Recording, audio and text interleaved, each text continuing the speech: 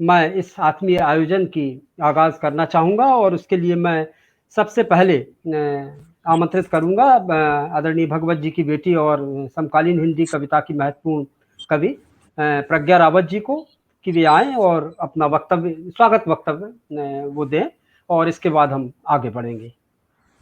प्रज्ञा जी।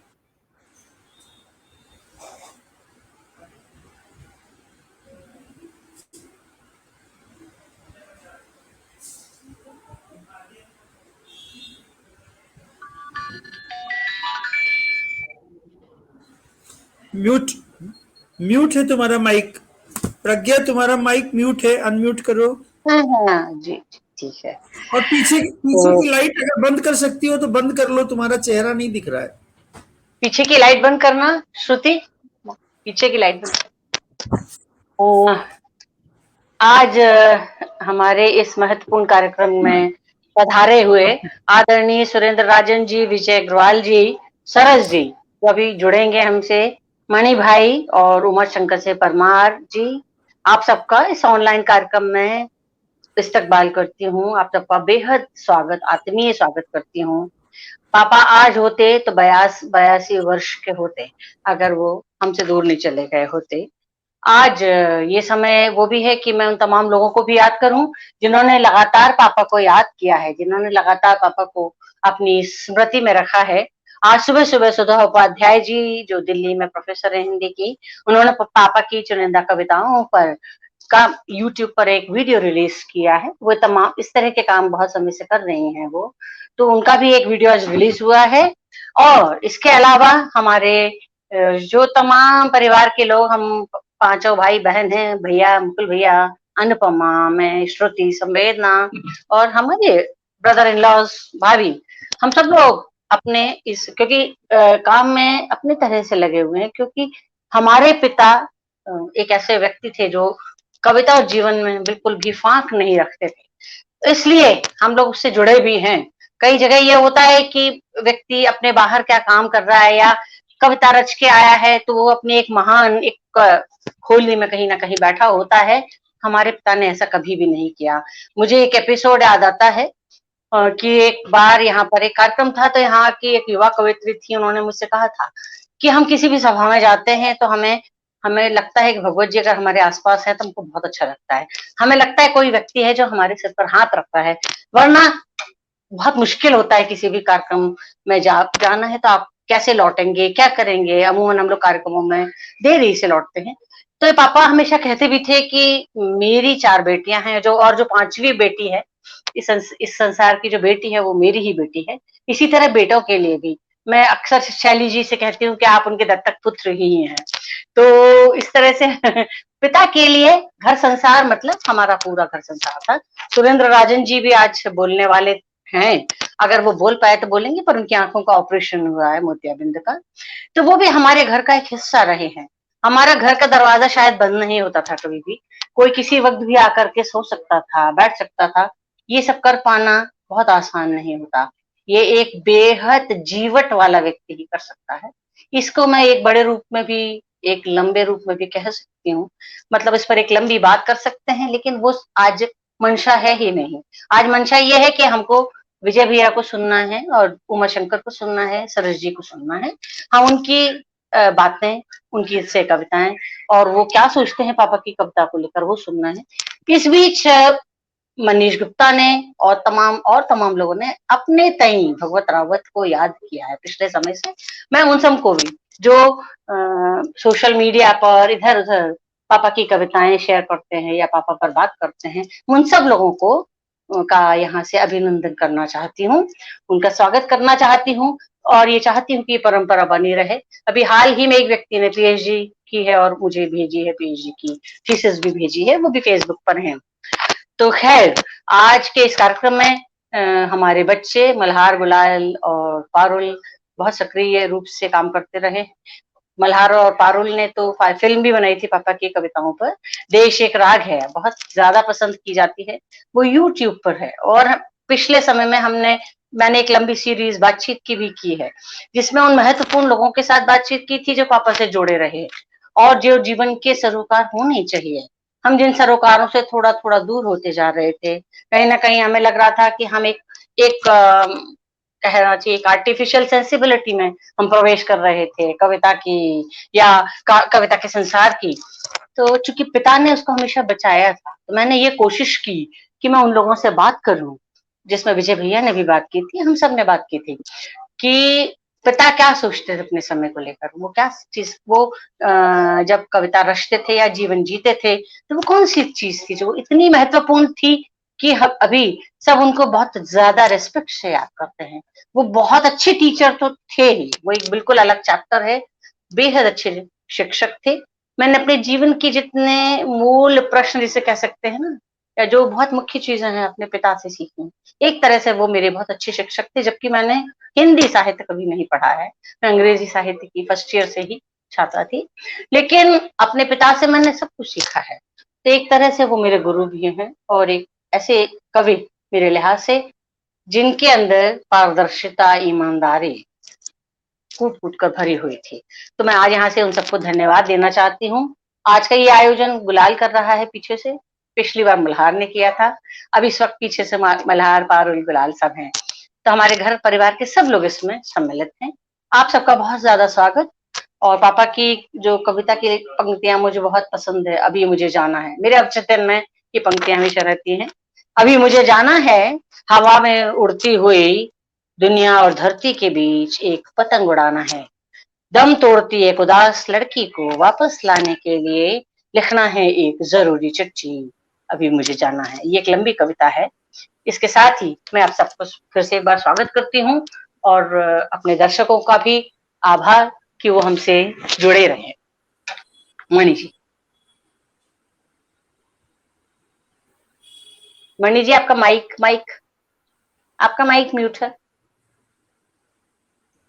जी जी, अब आ रही है आवाज? जी जी बहुत शुक्रिया प्रज्ञा जी, बहुत महत्वपूर्ण जानकारी दी, आत्मीय जानकारी दी। और मुझे लगता है कि हमें अपने जो रचनाकार पिता या रचनाकार घर में जो भी है उसको इसी तरह से याद करना चाहिए। हमें अपने पुरखों को इसी तरह से याद किया जाना चाहिए, जिस तरह से आप लोग हर साल पिता की स्मृति में इस तरह के आयोजन करते हैं।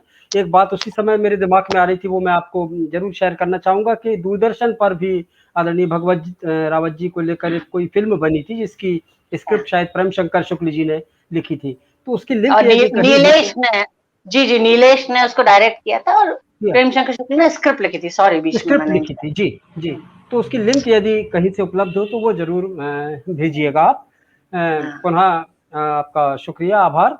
और अब समय है कि हमारे बीच में प्रोफेसर विजय अग्रवाल हैं रीवा विश्वविद्यालय से, और बहुत अच्छे कवि तो वह हैं ही। और तो मैं उनसे आमंत्रित करूंगा कि वे आदरणीय भगवत जी की कविताओं का पाठ करें। इस बीच में हमारे सरस जी जुड़ गए हैं, मैं उनका भी स्वागत, डॉक्टर शिवशंकर सरस जी का बहुत स्वागत करता हूँ। आदरणीय सुरेंद्र राजन जी यदि जुड़ गए हैं तो मैं उनका भी बहुत स्वागत करता हूँ। और हम इन सब लोगों को सुनेंगे। पहले हम डॉक्टर विजय अग्रवाल जी से भगवत जी की कविताओं का पाठ हम सुनेंगे। आदरणीय विजय अग्रवाल जी। बहुत बहुत धन्यवाद मणि भाई। आदरणीय परमार जी, सरस जी और प्रज्ञा। 13 सितंबर का दिन सच में एक ऐसा दिन है जब उसकी पूर्व संध्या से ही रावत जी की स्मृतियां दिमाग में आने लगती हैं। और मुझे याद है कि जब मैं भोपाल में national institute of technical teachers training का डायरेक्टर था, तो उनके ऊपर केंद्रित एक महत्व भगवत रावत का कार्यक्रम किया था। और वो 3 दिन का आयोजन था और बहुत अच्छा आयोजन रहा वो। उसके बाद में जो प्रोसीडिंग आई है उसकी किताब भी छपी है। रावत जी से मेरा परिचय बहुत पुराना है, जब वसुधा इलाहाबाद से छपा करती थी और सहाय जी उसे देखते थे और उसके प्रूफ रीडिंग का काम हम सब लोग मिलकर करते थे इलाहाबाद से। फिर 80 पार केदार का आयोजन हुआ, केदार जी के ऊपर केंद्रित कार्यक्रम बांदा में हुआ। मुझे लगता है कि एक लंबा आयोजन 1 सप्ताह का था। और रावत जी को मैंने उस दौर में देखा है जब उनके सिर में बहुत घुंघराले बाल हुआ करते थे, बड़े बड़े बाल हुआ करते थे। और बहुत हंसमुख, उनकी उन्मुक्त हंसी हम सबको प्रभावित करती थी। और उनके अंदर कोई गुरूर नहीं था कि वो इतने बड़े कवि हैं। वो हम लोगों के साथ बैठ जाते थे। मेरी और उनकी उम्र में तो काफ़ी अंतर था। मैं तो उस समय विद्यार्थी ही था जब पढ़ रहा था इलाहाबाद में, जब वो आते थे। और मुझे ऐसा लगता है कि बहुत सारे अंतरंग क्षण हैं जबकि उन्होंने अपनी बहुत सारी बातें कि किस तरह से उनको प्रोफेसर के सिलेक्शन में परेशान किया गया और उनका सिलेक्शन नहीं हुआ, और उस दौर में वो कितनी कठिनाई महसूस करते थे।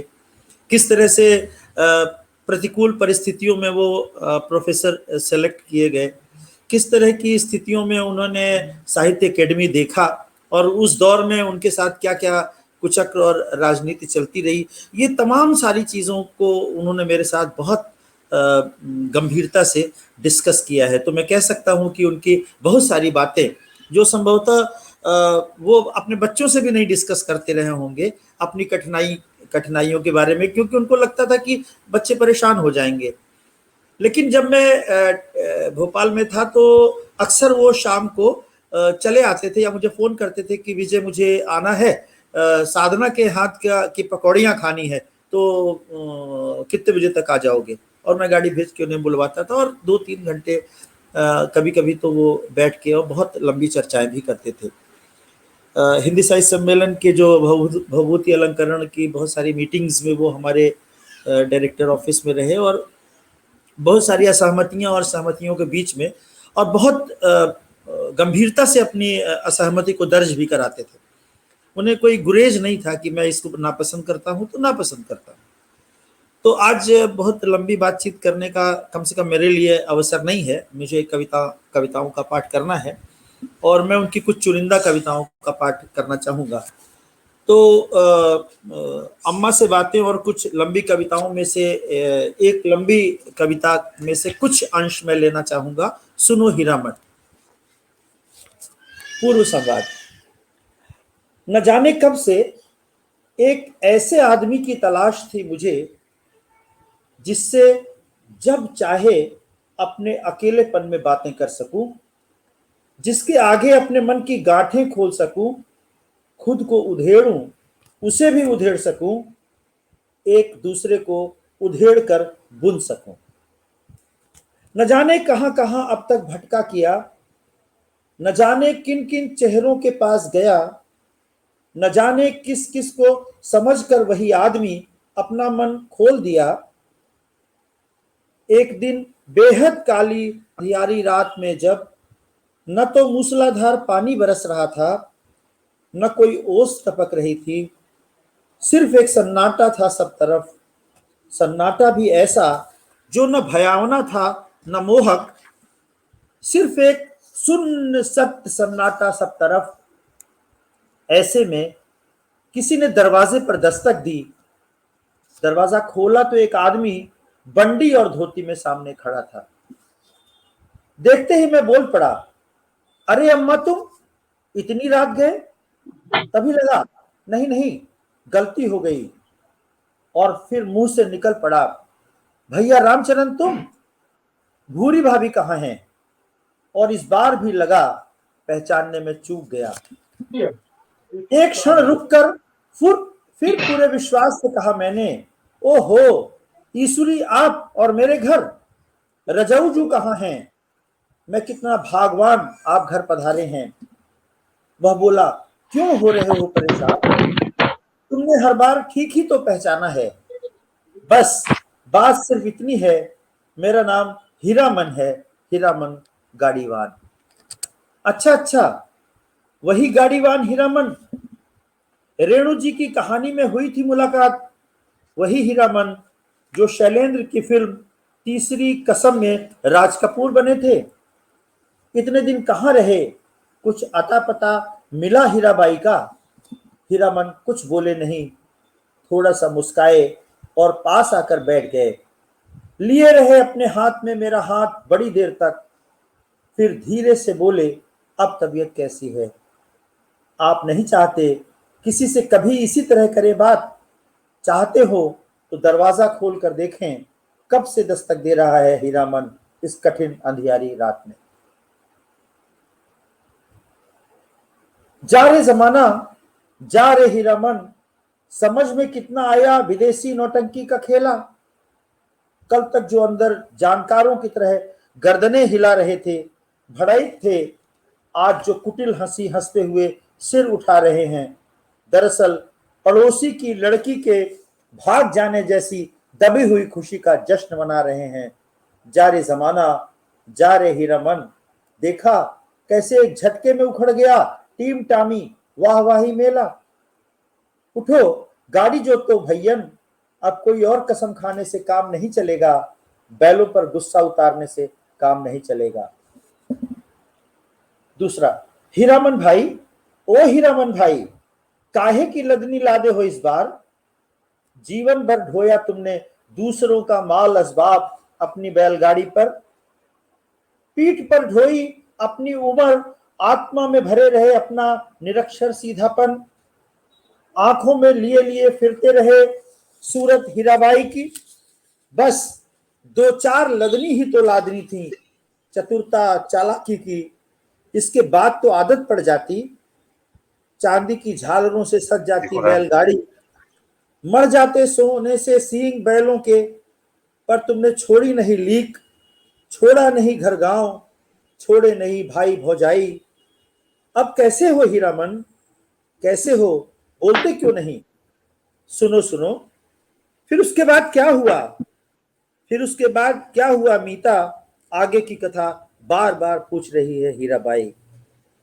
3, क्या बताएं हीरामन, लगता है सचमुच सकिया गई है हीराबाई। बात बात पर गुस्सा बताती है, कहती है वह नहीं जानती किसी हीरामन फिरामन को, और न उसका नाम है हीराबाई। बीड़ी बना बना कर किसी तरह काट रही है अपना बुढ़ापा, पर उसके सुर में अभी वही खनक है जब कभी अपने में होती है, अक्सर गाने लगती है, सजनवा बैरी हो गए हमार, करमवा बैरी हो गए हमार। अब आप ही बूझिए, ये गाना हीराबाई के अलावा कोई गा सकता है। ये एक लंबी कविता है, बहुत लंबी कविता, लगभग 27 पृष्ठों की। तो मैं इस कविता के कुछ अंशों को यहाँ पर पढ़कर एक दूसरी कविता पर आता हूँ, जो बहुत कम सुनी गई होगी। सुनो अशोक, सुनो अशोक, अब मारने वाला नहीं रहा हत्यारा, हत्यारा वह जो बचा नहीं पाया, बचा नहीं पाया और बचा रहा गया, फिर रहा मारा मारा सिर झुकाए चुपचाप, खोजता लाशों के बीच अपनी आत्मा। अब वह नहीं रहा, होता था जो मारने वाले से बड़ा, मारने वाले से बड़ा मुहावरे से बाहर हो गया। नहीं, अब नहीं कहीं कोई अपराधी, नहीं कहीं कोई ग्लानि, कोई पश्चाताप। अब तो पूरा देश हो रहा कलिंग, बदला जा रहा इतिहास। लौट आओ, मत करो अपने किए का कोई शोक अशोक। दूसरी कविता है आत्मा का गीत। जीवन अब तक का जिस छंद में जिया, तुके तो मिली कभी कभी, लेकिन अर्थ के गहरे कूप का निर्मल जल झिलमिलाता दिखा, पीने को नहीं मिला। कहने को कहते रहे लोग कुछ भी, अच्छा बुरा मेरे बारे में, लेकिन क्या क्या किया, क्या कर नहीं पाया, यह सब मुझसे ज्यादा किसी और को नहीं पता। मुश्किल से छोड़ते हैं शब्द अपना घर बार, ज्यादातर बैठे रहते हैं देहरी में ही अड़कर, लेकिन जो बिन बुलाए चल पड़े मेरे साथ, उनके बल पर ही अब तक नाचता गाता फिरा। बीत गया काया का गुमान धीरे धीरे, घट के भरे होने का भरम रीत गया, फिर भी है कुछ जो पुकारता है बार बार, प्यास का घड़ा फिर भी नहीं भरा। मृत्यु के पार कहीं कोई आकर्षण नहीं, हवा का कोई झोंका, कोई बारिश की बूंद नहीं, रंग नहीं, रूप नहीं, धरती आकाश नहीं, लेकिन एक बार अर्थ के स्वाति जल की एक बूंद मिल जाती, तो इसके बाद मृत्यु से नहीं डरता। और एक कविता है बैलगाड़ी। एक दिन औंधे मुंह गिरेंगे, हवा में धुएं की लकीर से उड़ते, मारक क्षमता के दंभ में फूले सारे के सारे वायुयान। एक दिन अपने ही भार से डूबेंगे, अनाप शनाप माल असबाब से लदे फंसे सारे के सारे समुद्री जहाज। एक दिन अपनी ही चमक दमक की रफ्तार में परेशान सारे के सारे वाहनों के लिए पृथ्वी पर जगह नहीं रह जाएगी। तब न जाने क्यों लगता है मुझे अपनी स्वाभाविक गति से चलती हुई, पूरी विनम्रता से सभ्यता के सारे पाप ढोती हुई कहीं न कहीं एक बैलगाड़ी जरूर नजर आएगी। सैकड़ों तेज रफ्तार वाहनों के बीच जब कभी वह महानगरों की भीड़ में भी अकेली अलमस्त चाल से चलती दिख जाती है तो लगता है घर बचा हुआ है। लगता है एक वही तो है हमारी गतियों का स्वास्तिक चिन्ह। लगता है एक वही है जिस पर बैठा हुआ है हमारी सभ्यता का आखिरी मनुष्य। एक वही तो है जिसे खींच रहे हैं मनुष्यता के पुराने भरोसेमंद साथी दो बैल। तो यह मेरी तरफ से कुछ चुनिंदा कविताएं थी रावत जी की, जो मैं आज के इस कार्यक्रम में प्रस्तुत करना चाहता था। मुझे पता है कि हमारे बीच एक समय की सीमा है, बहुत सारी स्मृतियां हैं भगवत जी की, रीवा, इलाहाबाद, भोपाल और उनके साथ बिताए अनेक प्रगतिशील लेखक संघ के सम्मेलनों, हिंदी साहित्य सम्मेलन के सम्मेलनों की। लेकिन यह अवसर अब नहीं है, फिर कभी किसी मौके पर। बहुत बहुत धन्यवाद, बहुत बहुत आभार।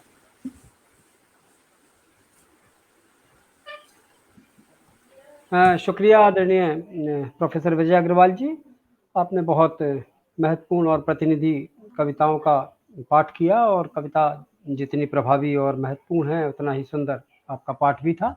मैं आभार व्यक्त करता हूँ। और जैसा कि अभी हमने देखा भी कि उनकी कविताओं में जो लोक है, जिसकी जो आज की हमारी पूरी थीम है इस व्याख्यानमाला की, लोक धर्मी परंपरा और भगवत रावत। तो लोक हम देखते हैं कि किस तरह जो जहाँ जहाँ उन्होंने भगवत जी ने अपना समय बिताया, उनका अपना जो बुंदेलखंड का एक जो जीवन था, बुंदेलखंड, झांसी, टीकमगढ़ और उसके बाद तमाम जगह जो रहे वो, और जिस तरह से पिछले 3 दशक में 1977 में उनका पहला कविता संकलन आया था समुद्र के बारे में, और आखिरी संकलन जो 13वीं किताब है उनकी, अंतिम किताब थी जो देश एक राग है, जो 2009 में आई। और इसके अलावा 2 किताबें इस बीच में और थी जो आलोचना की किताबें हैं, कविता का दूसरा पाठ और प्रसंग। तो इन तमाम पूरे उनके रचना यात्रा में, रचना कर्म में हम देखते हैं कि किस तरह से लोग पूरी प्रामाणिकता के साथ अपनी पूरी स्मृति, जातीय स्मृति के साथ मौजूद है, और पूरी एक परंपरा जो प्रगतिशील कविता की जो परंपरा है वो भी उनके रचना कर्म में देखी जा सकती है।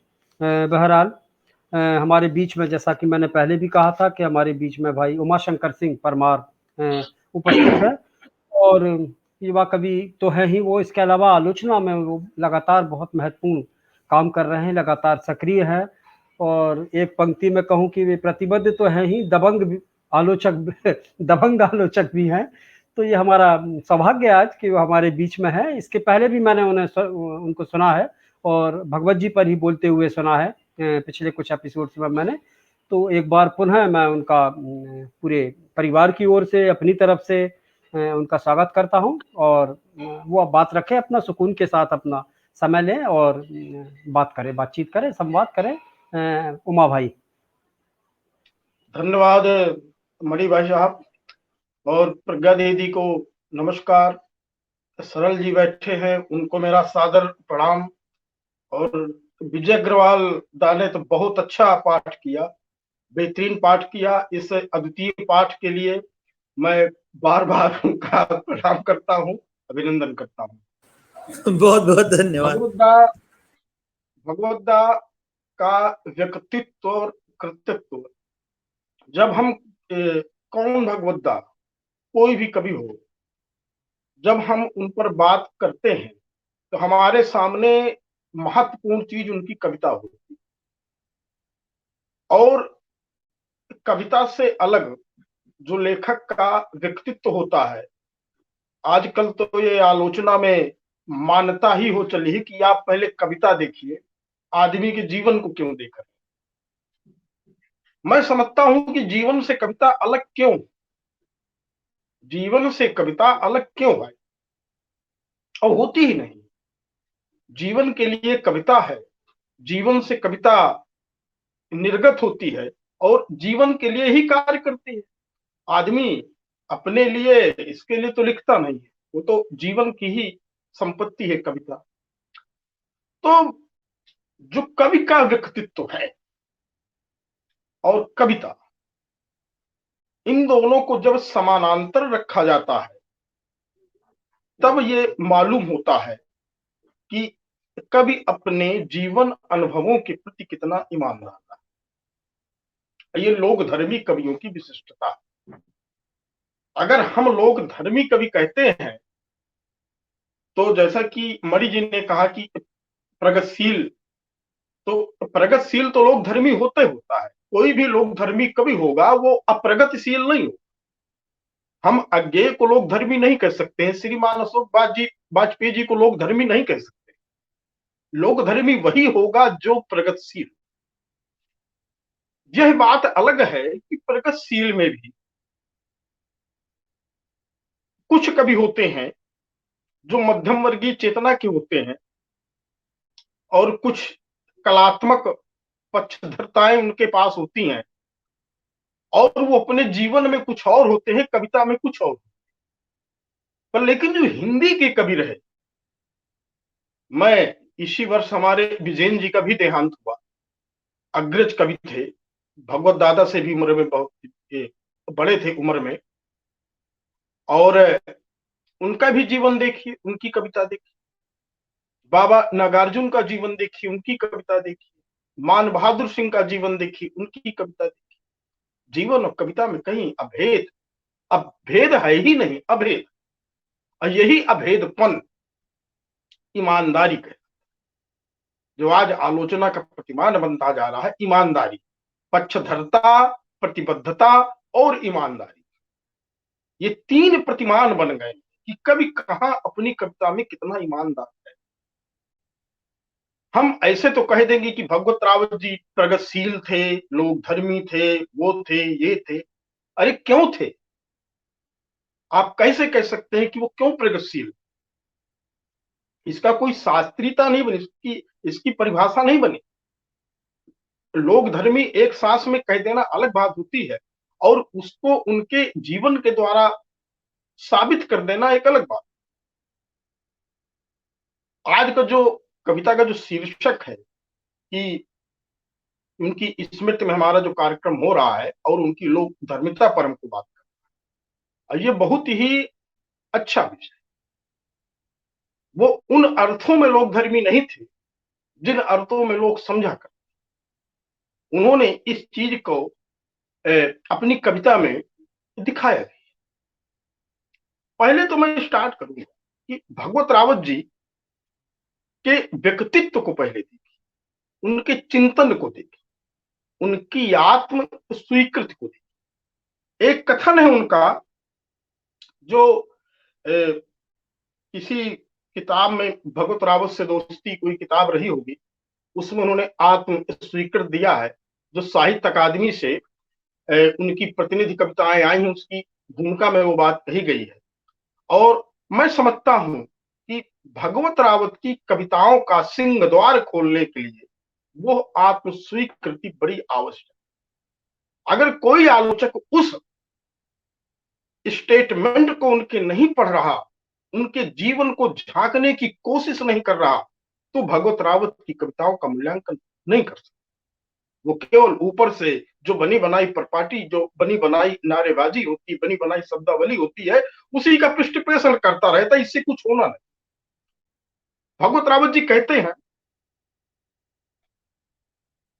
पता नहीं मैं सबके प्रति संवेदनशील हूं या मेरी संवेदना का संसार यही है, मेरी दुनिया ही है।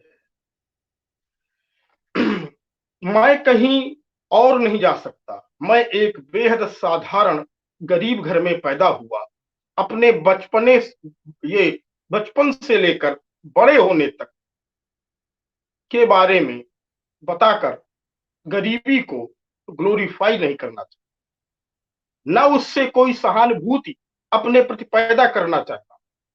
इतना जरूर कहना चाहता हूं कि जिन लोगों के बीच मेरा बचपन बीता, वे सारे लोग यानी पूरा मोहल्ला कहीं हमसे ज्यादा गरीब था।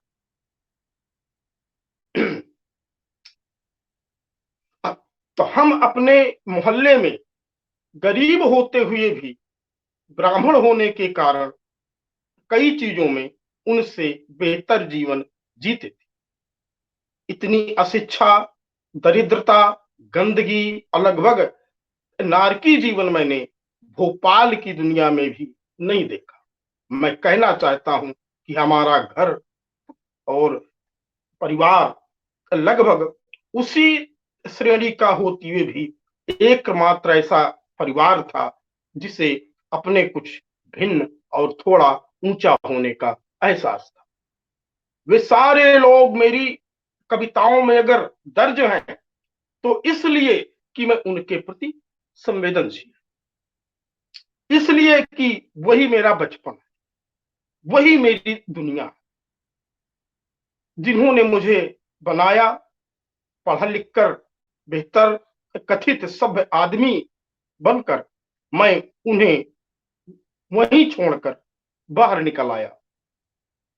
पर वे लोग सब तो मेरा पीछा नहीं छोड़ते। मैं लिख पढ़कर उनसे पीछा छुड़ाता हूं, लेकिन वे बार बार मेरे अंदर बैठे तो हुए मुझे चिढ़ाते रहे।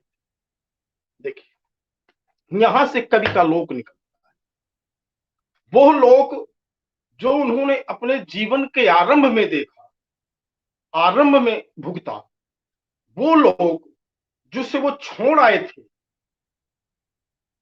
बचपन में अपने, जहां उनको संस्कार मिले, वो लोग बार बार उनकी कविताओं में अगर आ रहा है तो वो इसलिए नहीं आ रहा है कि वो संवेदनशील, वो संवेदनशीलता तो है ही, पर लेकिन वो इसलिए आ रहा है क्योंकि उनका उत्स वही है, वो उनके अंदर बैठा हुआ है। अगर वो चाहे भी कि मैं उसको पीछे छोड़ दूं, उसको मैं अतीत में डाल रखूं, उसको स्मृतियों के बाहर में रख दूं, तो वो नहीं रख पा रहे। ये आत्म स्वीकृति उनकी। इसलिए जहां से उनकी जो कविता उठती है, आती है, जहां से उसका वो विचार करते हैं त्रिलोचन की तरह कि मैं वह कवि हूं, ये मतलब उस जनपद का वासी हूं जो भूखा है, दुखा है, भूखे, गरीबी, अशिक्षा, गंदगी, नरकी जीवन जी रहे उस लोक के प्रति वो लोग उनके पीछे पीछे आ जा रहा है। तो जब ऐसा कवि, ऐसा संवेदनशील कवि जब कविता लिखता है तो आप ये बताएंगे कि वो कभी उज्जवल लोक की कविता लिखेगा? नहीं लिखेगा। उन्होंने खुद एक जगह कहा है कि लिखी नहीं जाती अब कविताएं, लिखी नहीं जाती अब कविताएं, दरअसल अब मैं फूल पत्ती, दरख्त, पहाड़, नदियां, जंगल, समुद्र, यहां तक कि कविताओं से हटकर आदमी पर आना चाहिए। यहां उन्होंने लोक का पूरा रहस्य खोल दिया है। कहा कि लिखी नहीं जाती अब कविताएं। दरअसल लोक में दो तरह की अवधारणा है। कुछ लोग ये समझते हैं कि लोक का अर्थ है गांव चले जाना, गांव के तालाब देखना, गांव के पेड़ देखना, झूला झूलना, बिल्कुल मकई की रोटी और सरसों का साग खाना, खुशनुमा लोग, पिकनिक स्पॉट की तरह का लोग। या वो कविता लिखते हैं आज से 15-20 साल पहले का जो छूटा हुआ लोक है, खुशनुमा लोग, जो एक सामंती सोच के होते हैं, अपने अतीत को, दिनों को याद करके बहुत ज्यादा खुश होते हैं और अवधारणा बना लेते हैं हम तो लोग धर्म। गांव या शहर का सवाल नहीं है, लोक विचारधारा का सवाल है। गांव शहर से क्या मतलब लोग का? भगवत दादा की कविताओं में देखिए जो कैरेक्टर आए हैं, गांव से भी हैं, शहर से, और वो कैरेक्टर उनके बीच है जहां से वो निकल करके आए हैं, अपने यहाँ का आदमी। तो लोग के लिए ये शहर और गांव आवश्यक नहीं है, विचारधारा बड़ी आवश्यक। तो खुशनुमा लोग, पिकनिक स्पॉट जैसा लोग, ये कतई उनकी कविता में नहीं है। उनके लोक में केवल लोग हैं, जन है। और हम लोग इसी वैचारिक प्रतिबद्धता को, जो जन के प्रति, विचारधारा के प्रति, और उन हजारों लाखों समुदायों के प्रति जो जल जमीन जंगल की लड़ाई लड़ रहे हैं, इस पूंजीवाद से लड़ रहे हैं, जो समाज के हाशिए के लोग हैं, उनके प्रति जो संवेदना होती है, उसका नाम होता है लोक धर्म। और इसका जो निर्वहन करने वाला लोग होता है, तो वो होता है लोक धर्मी।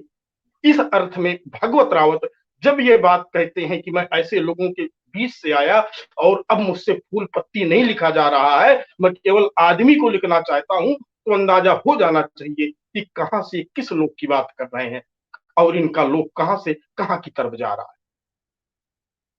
भगवत रावत कि अगर हम लोक में आते हैं तो उनके लोक में वो चीजें नहीं है जहां से हम समझ लेते हैं जो अमूमन उस तरह, क्योंकि ये लोक की सबसे बड़ी पहचान है कि अगर आप उस जमीन में रहे हैं, अगर लोगों के प्रति संवेदनशील हैं, तो वहां का कैरेक्टर क्या है। आप केवल एक व्यक्ति पर लिख देना कविता, अपने गांव के मरते हुए किसान पर, आत्महत्या करते किसान पर कविता लिख देना, ये लोक को समग्रता से उसकी पूरी संस्कृति के साथ उभार देना ही लोक, ये भगवत रावत की कविता में है। इसलिए वो शायद फूल पत्ती और इस तरह की कविताओं की बात नहीं करते। उनके लोक में बच्चे भी आते हैं, और कैसे बच्चे आते हैं, जो श्रमशील बच्चे होते हैं। एक उनकी कविता जो तो मुझे याद आ रही है,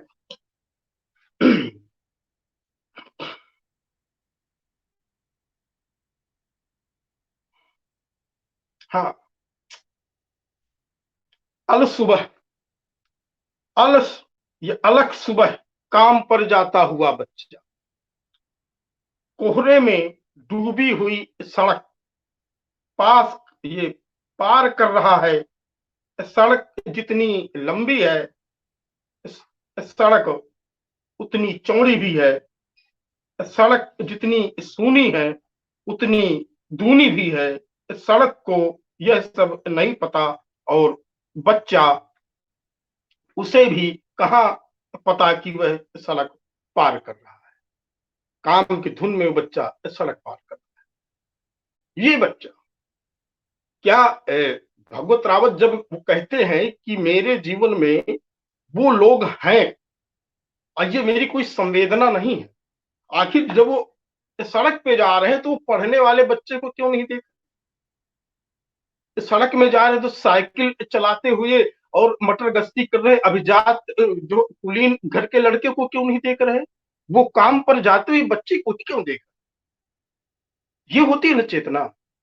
हम जब कहते हैं कि लोग धर्मी चेतना है, तो जहां तक है जो भी लोग धर्मी कवि होगा, वो अभिजात वर्ग की जो रचना है, उनके प्रति उनकी आत्मीयता नहीं होती। वो आत्मीयता केवल उस सर्वहारा के प्रति जो तो रखता है, जो भूखा है, भूखा है, शोषित है। इसी तरह जब गाड़ीवान की बात आती है, तो आपकी हीरामन वाली कविता आ जाती है। उसमें आप देख, अब एक कविता उनकी जो है वो वाली कि जिसमें बशीर भाई जो प्याज वाज बेचते हैं, उस कविता को देखिए। ये खैर आपकी हीरामन ही क्यों आते हैं, बशीर भाई ही क्यों आते हैं, आपकी तीजन बाई ही क्यों आती, काफी कविताएं, काफी कैरेक्टर्स हैं, और ये सब एक ही लोग से आ रहे हैं। ये पहचान है। इसलिए मैं कहता हूं कि उस कवि के पहले जीवन को देखिए कि वो कहां कहां अपनी स्वीकृतियां दे रहा, कहां कहां अपनी बाध्यता बता रहा है कि मेरी क्यों बाध्यता है कि मैं इस तरह के लोग की तरफ नहीं देखता। और जब आपकी कविता में ये सारे पात्र आते हैं, तो ये मैं देखिए, मैं उस कविता को पढ़ करके आपको सुना रहा हूं। ₹4 किलो प्याज, आवाज लगाई बशीर भाई ने। मैं चौंका, हंसकर बोले, ले जाइए साहब, हफ्ते भर बाद यही भाव याद आएगा।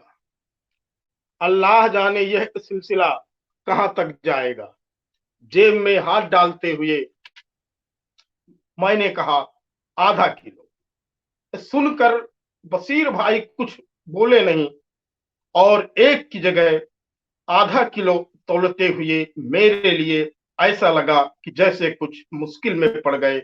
उनकी तराजू का भारी वाला थलड़ा हमेशा की तुलना में आज कुछ कम नीचे झुका हुआ।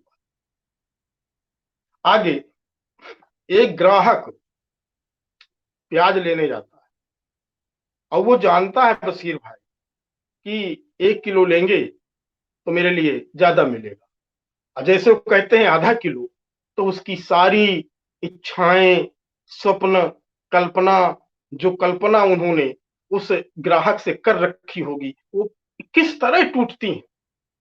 इसके लिए भगवत राउत ने शब्द नहीं लिखा है, केवल लिखा है कि बशीर भाई कुछ बोले नहीं। एक भी जगह आधा किलो तोलते हुए मेरे लिए ऐसा लगा कि जैसे कुछ मुश्किल में।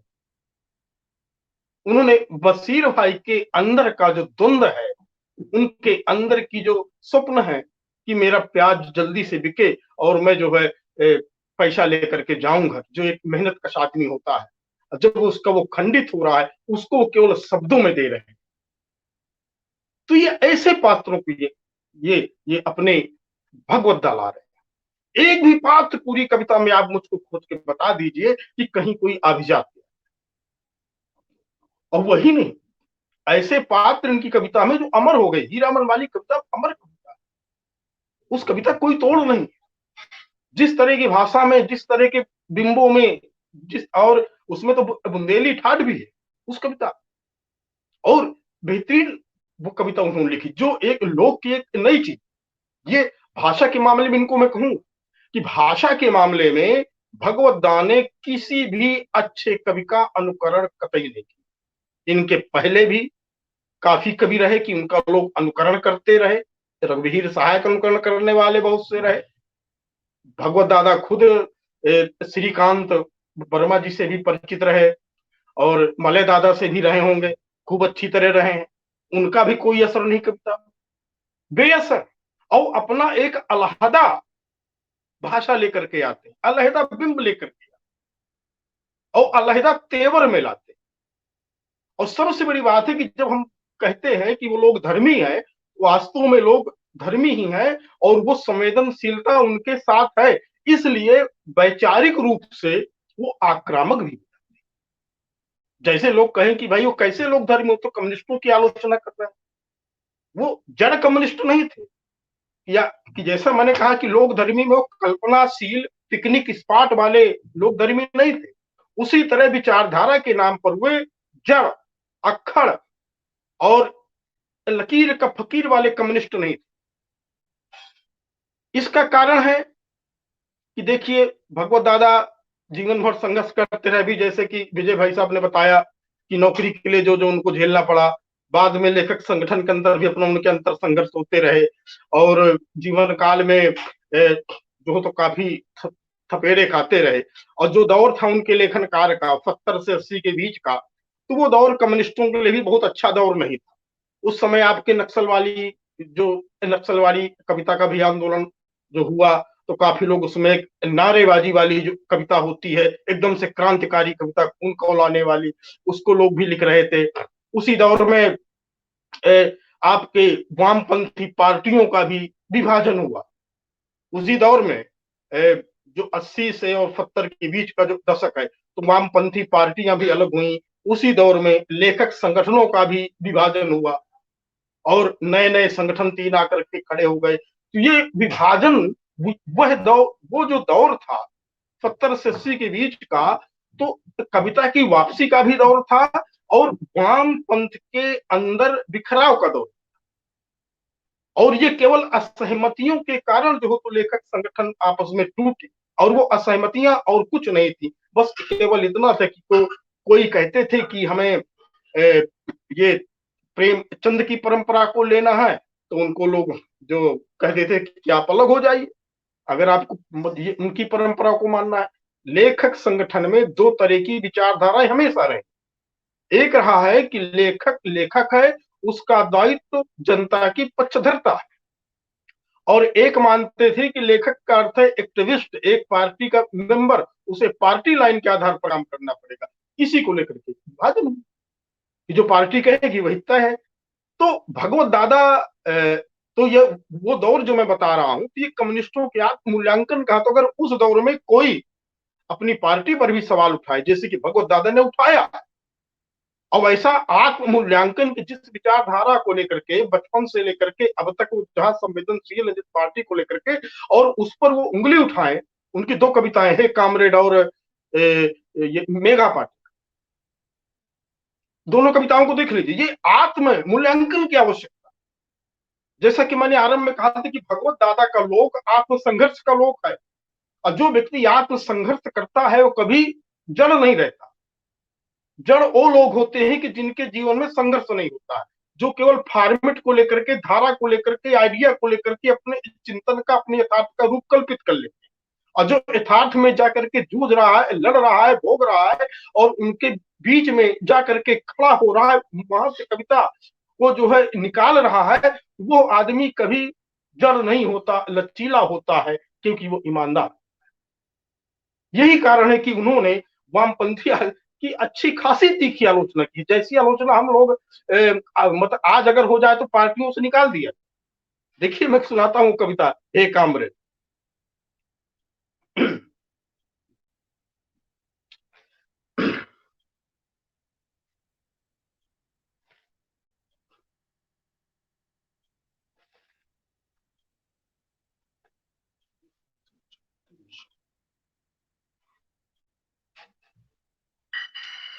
बहुत ही मैं वही भर कविता आपको सुनाऊंगा। उनकी और भी जगह मैंने कई जगह छांटे हैं कि जहां पर वो वामपंथी विचारधारा को लेकर के काफी गुस्सा हो जाती थी, और लेकिन वो कविता बिल्कुल ओपन कविता है और उसे पढ़ा जाना चाहिए। पहले तो देखिए, एक खाली में छोटा सा अंश है कि खोखले साबित हुए हमारे सारे शब्द।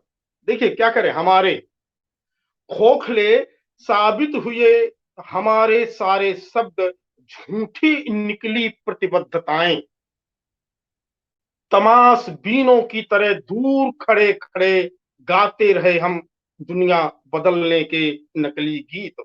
हम सबके सर झुके हुए हैं मेघा पाटेकर। ये मेघा पाटेकर की कविता का एक आखिरी बंद है। इस कविता में अब है उनकी एक कामरेड का मैं एक आधंस दे रहा हूं, एक हंस ही दूंगा, पूरी कविता कोई नहीं है।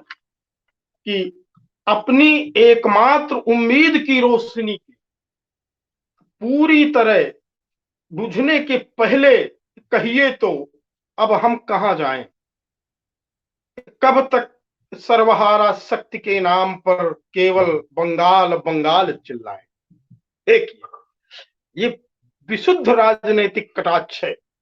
आप एमपी में बैठे हैं, एमपी में आप क्रांति क्यों नहीं कर लेते भाई? आप बंगाल बंगाल केरल केरल चिल्ला रहे हैं, वहां का हवाला देकर एमपी में राजनीति कर रहे हैं। तो कह रहे हैं कि कब तक सर्वहारा शक्ति के नाम पर केवल बंगाल बंगाल चिल्लाएं। लगता है क्रांति का आपका सपना पूरा हो चुका है। देखिए ना, अपना बिगुल आप ही सुन रहे हैं, आप ही बजा रहे हैं। कोई न सुन रहा है न कोई बजा रहा। इतना बड़ा आत्ममूल्यांकन, इतना बड़ा साहस आप बताइए कि किस कवि ने किया है उस दौर में? नहीं कर सकता था। जिस दौर में लेखक संगठनों का जन्म हुआ है, उस समय इतनी ज्यादा असहमतियां थी कि बांदा सम्मेलन में पूरा विभाजन हो गया था, उसकी नींव रख दी गई। दो लेखक संगठन बन गए असहमतियों के कारण। बाद में असहमतियों को लेकर के लोगों को निकाला गया, जब लोग आराम से हट गए।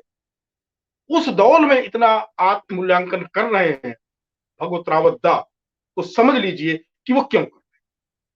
जब कवि की आशा टूट जाती है, जब वो देखता है की है कि जो मैंने ईमानदारी शब्द कहा कि जीवन में अलेखन में अलग होना द्वित्व है, ऐसा आदमी कभी लोक धर्मी नहीं हो सकता, वो कभी कभी नहीं हो सकता, वो केवल आदमी रह सकता है। अगर हम ईमानदारी से सर्वहारा का नेतृत्व करने वाले हैं, उनको शिक्षित करने वाले हैं, तो हम जमीन पे काम करना चाहिए ना। केवल कविता लिख देने से क्रांति थोड़ा ना हो जाती। संगठन करिए, आगे आइए, आप अपना जो है ये बंगला बना लेंगे, भोंपू लगा लेंगे, 4 लोग धरना दे देंगे, चले जाएंगे, हो गई क्रांति। तो उस दौर में भी ऐसा हुआ होगा, तब भगवत दादाजी इतनी कड़वी बात कह रहे हैं।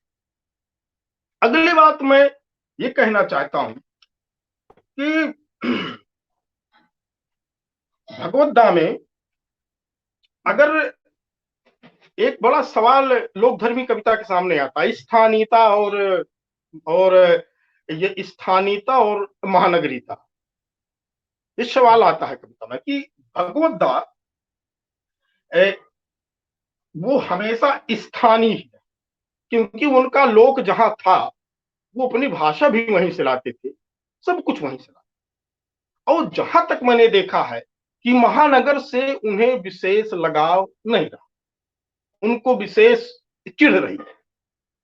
और वो देखते थे कि जब वो दौर की जिस शहर को उन्होंने देखा, भोपाल को देखा, दिल्ली को देखा, दिल्ली पर तो उनकी कविता है, बहुत तीखी कविता है उनकी, उसमें तो कई चीजों की आलोचना करते हैं, राजपथ की। भोपाल के बारे में जो उनकी कविता है, उसमें भोपाल के बिगड़े हुए रूप को लेकर के व्यतीत है। भोपाल उनकी रहने की जमीन रही, भोपाल छोड़कर वो कहीं जाना नहीं चाहते। तो ये कहें कि नगर है, भोपाल पर उन्होंने जो तो लिख दिया, तो देखिए ये एक कवि की संवेदना है कि भोपाल में भी जहां वो रह रहा है तो पूरी आत्मीयता के साथ, उसके पास जो लोग हैं उनके साथ वो आत्मीयता से रह रहा है, उनके प्रति उसके अंदर करुणा है, उनके प्रति एक सम्मोहन है, उनके प्रति एक लगाव है। तो ये कारण है कि वो दिल्ली की आलोचना करते हैं और भोपाल को जो है अलग ये प्रशंसा करते हैं। और वो कहते भी हैं कि चूंकि उनकी कई कविताओं में आप देखिए कि जो पहले की वो चीजों को लेकर के, रचनाओं को लेकर के, अपने जो उन्होंने अनुभव पाए हैं जो लोग, उनकी तरफ लौटने की बात भी करते। कई जगह तो कहते हैं कि मैं आऊंगा, और एक कविता उनकी है, मैं बस दिखाना चाहूंगा कि एक बार फिर आऊंगा, लौटना है एक प्रकार का ये। इससे मैं कोशिश कर रहा हूं, देखिए कि आप कहां से किसी कवि को लोक धर्मी कह सकते हैं, कहां से किसी कवि को अलोक धर्मी कह सकते हैं। ये चीजें मैंने छांटी हैं कि कुछ चीजों को लेकर के भगवत रावत की स्थिति पूरी साफ हो जाना चाहिए। उनकी लौटने को लेकर के कई कविताएं हैं, महानगर को लेकर के, भोपाल के लगाव को लेकर के उनकी जो कविता है, लेकिन उतना ही आक्रोश दिल्ली की कविता में। और वो कहते हैं कि एक बार फिर आऊंगा, आऊंगा फिर से आग के गोल गोल घेरे से होकर के निकलूंगा, अब की बार तो आग के दरिया पर तैर कर दिखाऊंगा, एक बार फिर काजल की कोठरी में जाऊंगा और लीकों ही लीकों वाले चेहरे में और भी खूबसूरत लग कर दिखाऊंगा। आऊंगा लौट करके उसी आग में कूदूंगा, और उसी आग में ये जो लौटना होगा, तो ये लौटना देखिए अतीत की तरफ लौटना, अपने छूटे हुए लोक की तरफ लौटना, बार बार लौटना। क्योंकि आज जब आदमी अपने वर्तमान को लेकर के संकटग्रस्त हो जाता है, वर्तमान को लेकर के आशावादी नहीं वो रह जाता, वर्तमान को देख करके व्यथित हो जाता है और उसने अपनी मुश्किलातों का कोई समाधान नहीं दिखता, जब वो देखता है कि हमारे जो कामरेड हैं वो लोग ईमानदार नहीं रह गए, जब वो देखता है कि हमारे जो पूंजीपति हैं वो लगातार शोषण कर रहे हैं, अखबार जो है बिक चुके हैं, मीडिया पर नियंत्रण है, तो आदमी करेगा क्या? वो करेगा क्या? वो अपने अतीत की तरफ ही फिर से वो आने लगा। और इस चीज को हम अतीतवाद कह सकते हैं, क्योंकि ये अतीतवाद है नहीं, क्योंकि उनकी एक लौटना जो कविता है कि अगर आप ये सोचें कि भगवत रावत लौट रहे हैं तो वर्तमान के संघर्ष को छोड़ करके वो ये पलायन कर रहे हैं, ऐसा नहीं। उन्होंने लौटने पर एक बेहतरीन दिया है, लौटना। दिन भर की थकान के बाद घरों की तरफ लौटते हुए लोग भले लगते। दिन भर की थकान के बाद घरों की तरफ लौटते हुए लोग भले लगते हैं। दिन भर की उड़ान के बाद घोंसलों की तरफ लौटती चिड़िया सुहानी लगती हैं। लेकिन जब धर्म की तरफ लौटते लोग, आया है लौटना, लेकिन धर्म की तरफ लौटते हैं लोग, इतिहास की तरफ लौटते हैं लोग, धर्म और इतिहास के, तो वो ही धर्म और इतिहास के हत्यारे बन जाते। इसलिए भगवत रावत के स्पष्टीकरण है कि लौट रहे हैं, हम खूबसूरत दुनिया को देखने के लिए लौट रहे हैं, हम धर्म की तरफ और इतिहास की आदिम संस्कृति की तरफ नहीं लौट रहे, क्योंकि अगर उधर जो हो तो लौटेंगे तो हत्यारे बन करके लौटेंगे। इसलिए हमारा जो लौटना है वो लौटना, ये वाला लौटना है, अपने लोक की सुंदरता के प्रति, खुशनुमा के प्रति हमारा। आखिरकार वो दौर जब भगवत रावत लौटने की बात कर रहे हैं और उनकी कविताओं का जो मूल बिंदु है, तो उसमें आप अगर जाएंगे तो कहीं ना कहीं से अंतर करुणा की धारा, हर चीज के प्रति कारुणिक भाव है, सहानुभूति का भाव है। करुणा है तो स्वाभाविक है सहानुभूति रहेगी। एक कविता में तो जो मणि जी ने भी जो कहा था कि धरती के लिए करुणा ही, जो उन्होंने कहा है, मैं उसको एक बार मैं फेरे दे रहा हूं कि सूरज के ताप में कहीं कोई कमी नहीं, ना चंद्रमा की ठंडक में, लेकिन हवा और पानी में जरूर ऐसा हुआ है कि दुनिया में करुणा की कमी पड़ गई। पता नहीं आने वाले लोगों को कैसी दुनिया चाहिए, कैसी हवा कैसा पानी चाहिए, पर इतना तो तय है कि इस समय दुनिया को ढेर सारी करुणा चाहिए। ये इनका प्रस्थान है, करुणा चाहिए। तो आखिर उनके अंदर ये भाव आ क्यों रहा, इसके लिए फिर हमको उनके समय को देखना पड़ेगा। भगवत दादा बड़ी दूर तक की यात्रा की और हिंसा, जो करुणा का सर्जक है, वो हमेशा हिंसा का विरोधी होता है, वो हिंसा का, फासिज्म का विरोधी। अगर आप हिंसा के विरोधी नहीं है तो आप करुणा मूलक नहीं हो सकते। अगर आप हिंसा के समर्थक हैं तो आपकी कविता में कभी करुणा आ नहीं सकती।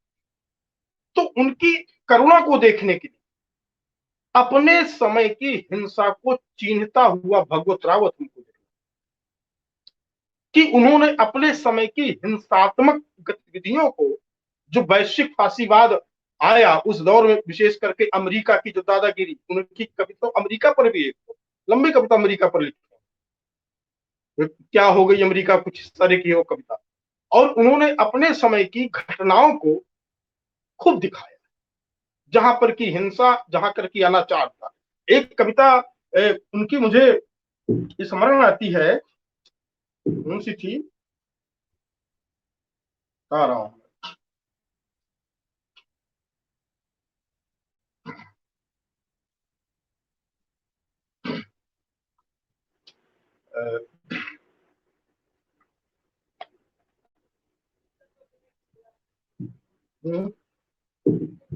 उन्हीं के समय देखिए जायरे वाला भी कांड हुआ था, इराक वाला जो अमेरिका ने इराक में किया, जो सारे इथोपिया का भी संघर्ष उस दौर में हुआ था।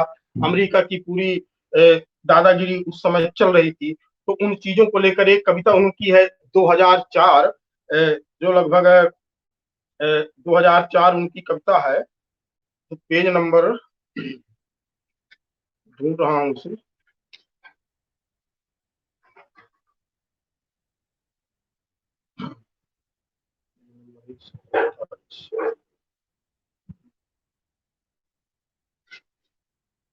हाँ देखिए 2004 ये कविता, 21वीं सदी के भी बीत गए बरस 4, ये 2004 की लिखी है।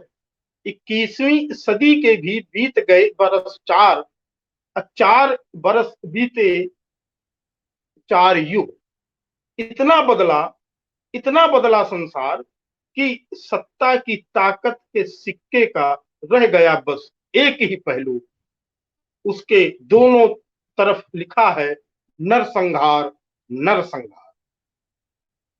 ये सत्ता का जो सिक्का है, जो सत्ता की कल्पना होती है कि लोक कल्याणकारी, सुरक्षाकारी और समानता और सब लोगों का ये कहा जाए कि राज्य का जो कर्तव्य होता है, अब वो सारे पहलू मिट चुके हैं और उस सिक्के के दोनों तरफ लिख गया है नरसंहार नरसंहार नरसंहार। ये कविता उनकी हिंसा को चिन्हित करती हुई कविता है। इसी तरह उनकी एक कविता और मतलब पढ़ा था मैंने कल, तो उसी खोज रहा हूं,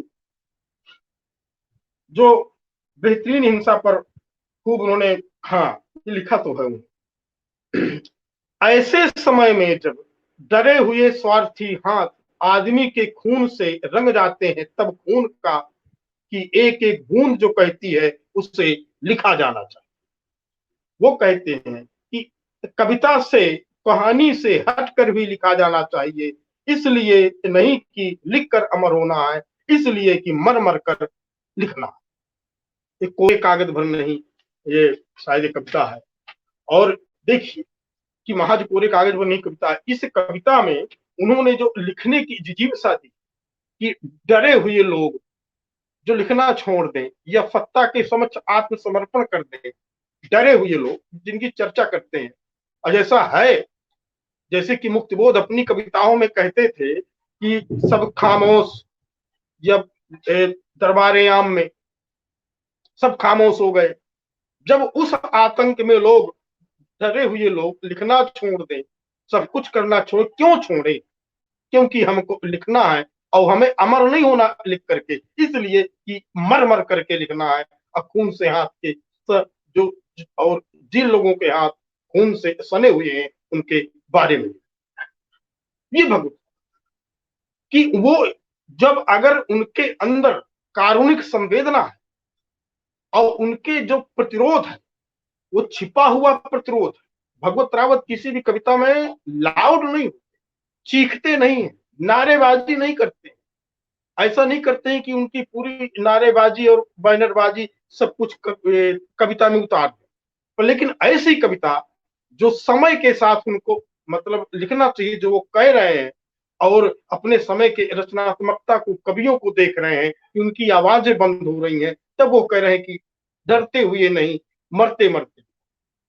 इससे हम समझ सकते हैं कि उस समय की हिंसा के प्रति कितना संवेदनशील और इस प्रतिरोध को उन्होंने अपने इसमें उतारा है।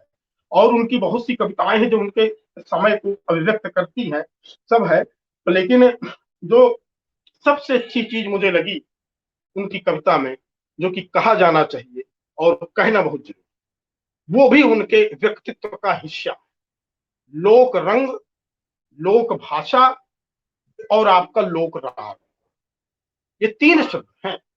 उन्होंने कविता के लिए जो परंपरागत काव्य भाषा से हट करके जो लोक भाषा का, जो अपने यहाँ लोक भाषा को जो काव्य भाषा बनाया, आपकी ईश्वरी पर जो कविताएं हैं, कितनी सुंदर कविताएं, पूरी लोक भाषा और लोक गान, विशेष करके जो लोक राग, जो लोक में रागनियां होती हैं, गीत होते हैं, उनको अपनी कविता में। हालांकि भगवत रावत में लय है, लय उनकी कविताओं में अंतरलय हर कविता में, वो लय से भिन्न नहीं है। और कोई भी लोकधर्मी कवि जो गांव में रहा है और जो अपने जमीन से जुड़ा रहा है, उनके बीच में रहा, उनके अनुभवों को सहेजा, उनके गीतों को भी वो पसंद करता है। वो केवल हीरामन को ही नहीं पसंद करता, उसके गाए गीत को भी पसंद करता है। तो वो गीत और वो राग उनकी कविता में आई, ये एक विलक्षण चीज। अभी मैंने देखा कि बहुत से बड़े बड़े लोग धर्मी कवि, उनकी कविता में ये तत्व नहीं। हम त्रिलोचन में तो पा जाते हैं हम कुछ ये स्थानों पर तो मान बहादुर में पा जाते हैं। विजेंद्र जी में जाइए तो लोक का जो राग है, जो लोक के जो गीत होते हैं उनका राग नहीं, उनकी कविताओं इंद्र वज्रा जो हिंदी के मातृक छंद है, संस्कृत के वाणिक छंद है, उनको तो खूब ले आए हैं अपनी कविता में। पर लेकिन जो ये चीज है, ये भागवत रावत को सबसे अलग करती है लोक धर्मी कवियों के बीच। उनकी मैं कुछ कविताएं इस पर आपको मैं दिखाना चाहता हूं, जो एक समूह गान के रूप में है वो कविता। बहुत ही शानदार कविता है, समूह गीत। हमने चलती चक्की देखी, हमने सब कुछ पिसते देखा, हमने चूल्हा बुझते देखा, हमने सब कुछ जलते देखा, जिसमें अंत तक आइए बेहतरीन तंज है। और सही बात है, जब आप लोक भाषा में एक फकीरी और खबीरी अंदाज में किसी चीज को प्रहार कर रहे हैं तो तंज और मारकता अपने आप आ जाती है। और जो ये मारकता की और व्यंग्य की जो क्षमता लोक भाषा दे सकती है, वो हमारी जो परंपरागत काव्य भाषा है कि हम जिसे मतलब की परंपरा से लेकर के चले आए हैं, सभ्य भाषा, वो लोक भाषा से अलग है, उसमें क्षमता नहीं होती है। देखिए कि हमने चलती चक्की देखी, हमने सब कुछ पिसते देखा, हमने चूल्हे बुझते देखा, हमने सब कुछ जलते देखा, हमने देखा पीर पराई, हमने देखी पटी बिवाई, तो हमने सब कुछ रखा ताक पर, तो हमने ली लंबी जमवाई, तो हमने देखी सूखी आंखें, हमने सब कुछ बहते देखा, कोरी हड्डी के ढांचे से हमने तेल निकलते। अंतिम लाइन में कहते हैं कि हमने अपना फर्ज निभाया, राष्ट्र पर गाना गाया, हिंदू मुस्लिम सिख ईसाई आपस में सब आए। इतनी सारी विडंबनाओं को, विसंगतियों को ला करके कहां से जाकर के प्रहार कर रहे हैं कि हम किस देश पर गर्व कर रहे हैं। राष्ट्रगान गा दिए, हिंदू मुस्लिम सिख ईसाई आपस में सब भाई भाई, और वहां कहीं चक्की बुझ रही है तो कोई हड्डियों से खून निकाला जा रहा है, तेल निकाला जा रहा है। ऐसी विसंगतियों की तरफ, ऐसी भाषा में, ऐसी चीजों से प्रहार करते हैं।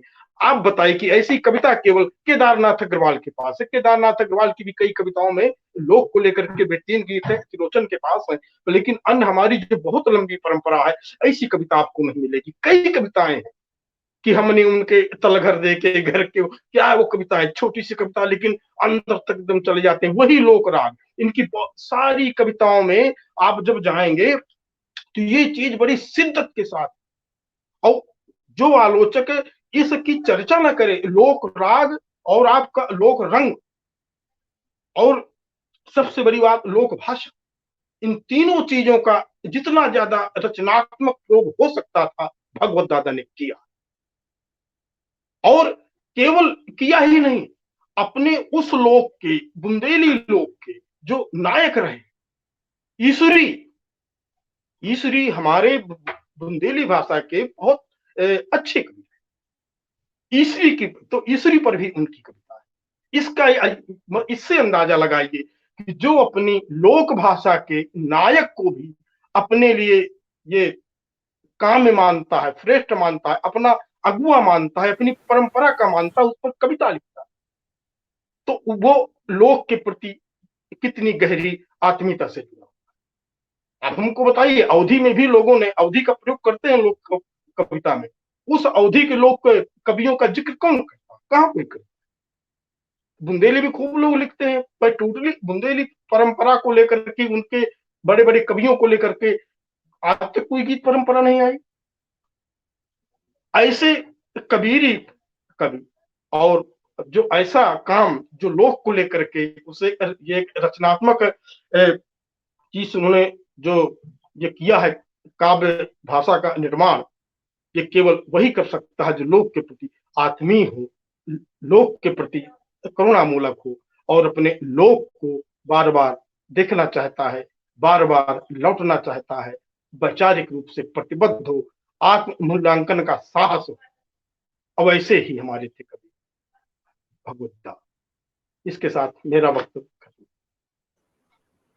धन्यवाद। बहुत जी, बहुत शुक्रिया उमा भाई। और जैसे कि हम सब उम्मीद कर रहे थे, आप वैसा ही बोले, बहुत प्रभावी आपका जो है वक्तव्य रहा। और भगवत जी की कविता पर तो आपने खैर उनकी पूरी परंपरा को जोड़ते हुए बातचीत की, लेकिन इस बहाने जो लोक अ, धर्मी पूरी परंपरा है उस पर भी आपने बातचीत की और बहुत ही महत्वपूर्ण आपने कुछ चीज़ें उठाई जिन पर एक पूरा विमर्श खड़ा हो सकता है, जिन पर बातचीत की जाना चाहिए। मैं आपका बहुत शुक्रिया और आभार व्यक्त करता हूँ। हमारे बीच आदरणीय सुरेंद्र राजन जी हैं। सुरेंद्र राजन जी हैं, बहुत देर से मैं उन्हें देख रहा हूँ कि एक तो उनका भी आज ही आँख का ऑपरेशन हुआ है, और जब उनसे बात हुई जी थी जी तब भी उन्होंने जिस आत्मीयता और जिस शिद्दत के साथ भगवत जी को उन्होंने याद किया था, और हम यहाँ भी देख रहे थे कि प्रज्ञा जी बार-बार उन्हें ताऊ जी के नाम से बुला रही थी।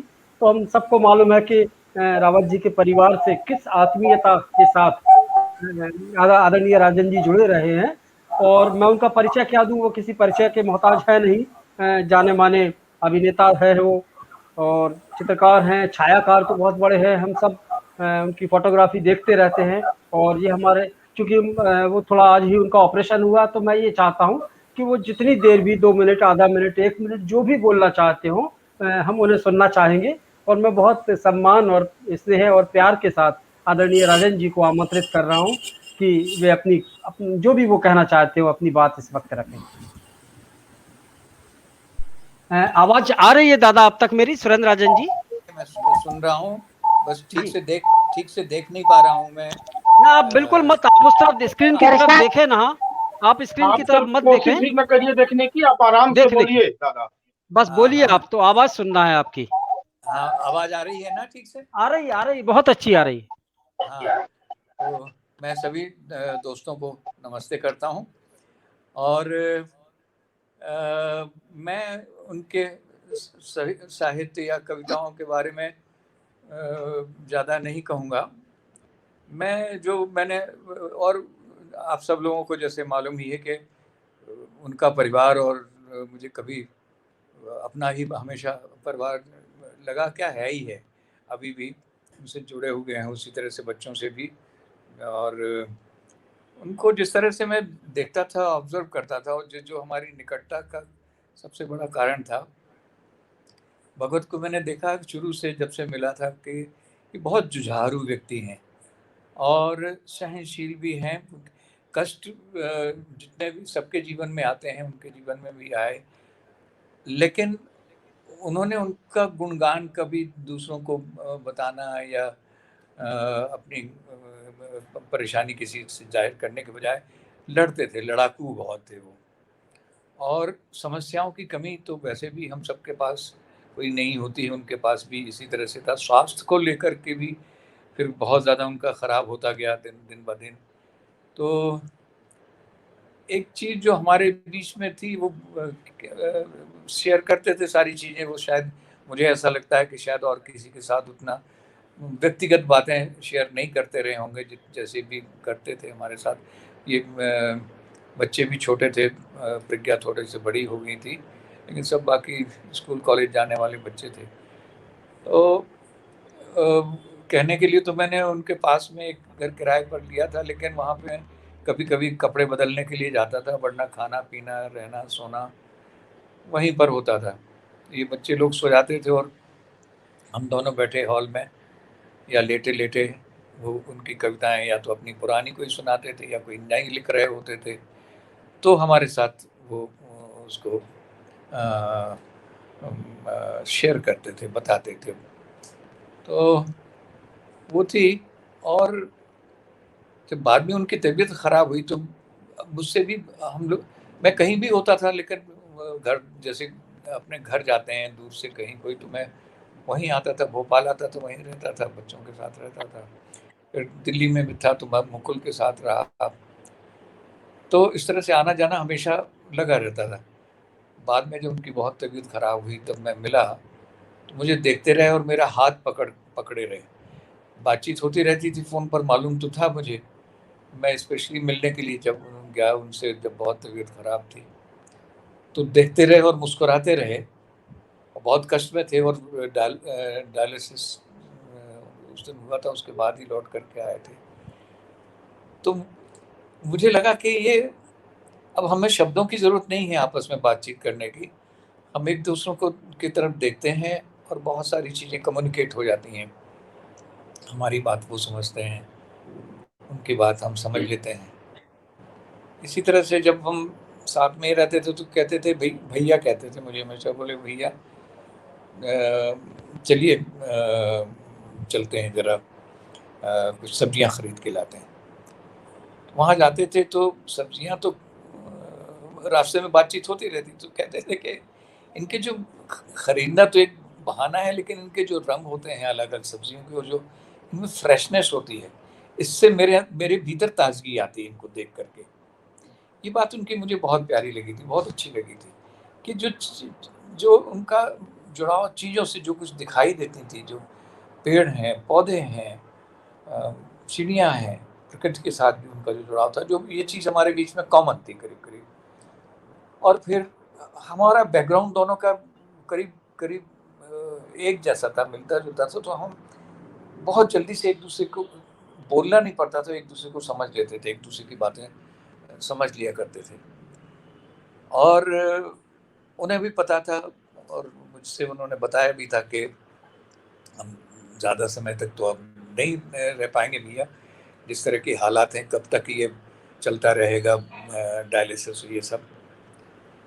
तो लेकिन हमारी इच्छा थी कि आप कम से कम भोपाल में ही रहते, कहीं ना जाते, तो साथ में रहते, तो आपसे के पास रहते हैं तो आप साथ में होते हैं तो हमें बल मिलता रहता है, बल मिलता है। तो वो सारी चीज़ें अब मेरी अपनी भी व्यवस्थाएँ कुछ थे ऐसी थी, और स्वभावगत भी बहुत सारी चीज़ें होती कि एक जगह में बहुत दिनों तक नहीं रह पाता हूँ, इधर उधर जाता आता रहता हूँ।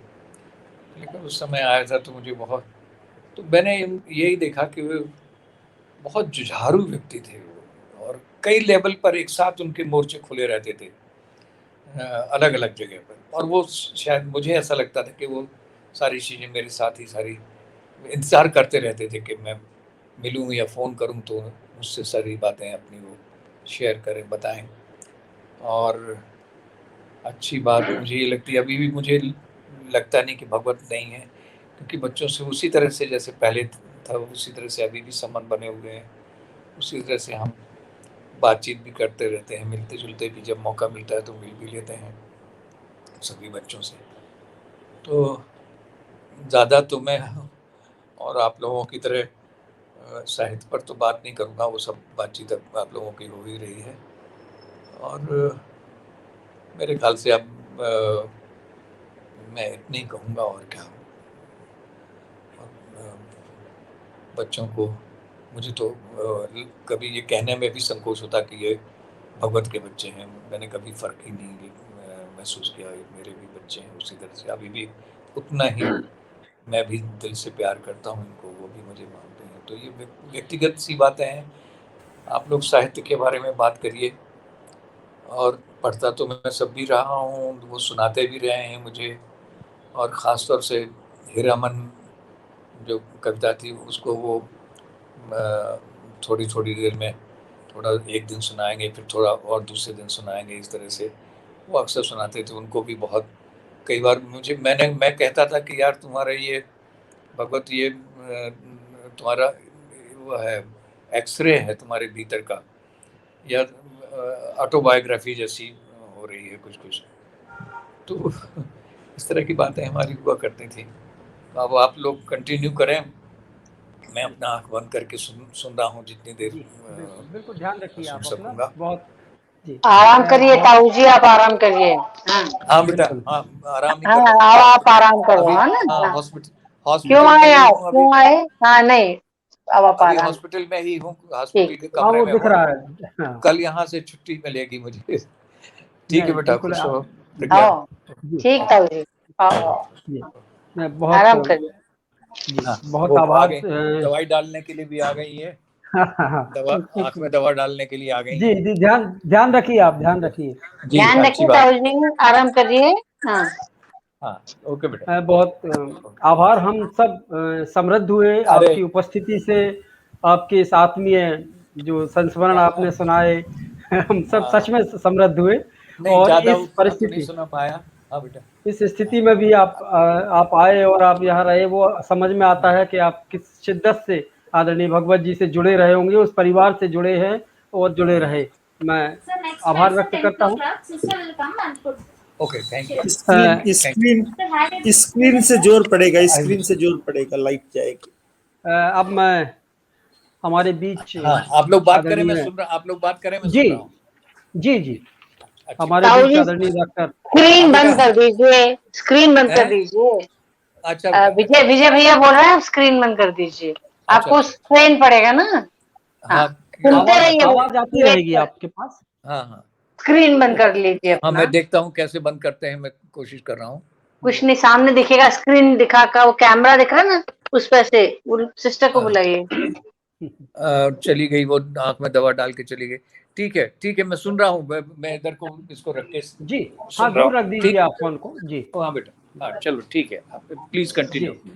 जी पुनः आभार, शुक्रिया आदरणीय राजन जी। हमारे बीच एक और आत्मीय मित्र और साथी डॉक्टर शिवशंकर मिश्र सरस जी हैं, जो सीधी से हमारे बीच बहुत देर से जुड़े हुए हैं, सीधी से जी, लोक भाषा के मैं सुन रहा हूँ। नमस्कार। हाँ जी जी जी जी दादा जी।